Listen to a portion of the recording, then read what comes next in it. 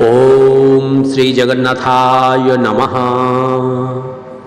कदाचित् कलिंदी तट विपिन संगीत करबो, मुदा भीरी नारी बदन कमला स्वाद मधुप, रमा शंभु ब्रह्मा सुरपति गणेशार्चित पदो, जगन्नाथ स्वामी नयन पथगामी भवतु मे।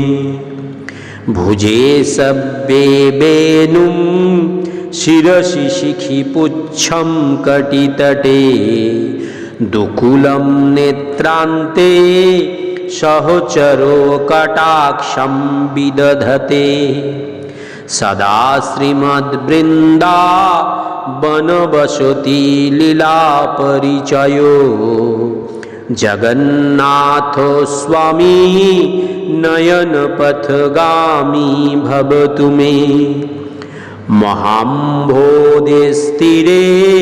कनकरुचिरे नीलशिखरे, वसन् प्रसादान्ते सहज बलभद्रेण बलिना। सुभद्रा मध्यस्थ सकल सुर सेवा बसरदो, जगन्नाथ स्वामी नयन पथगामी भवतु मे।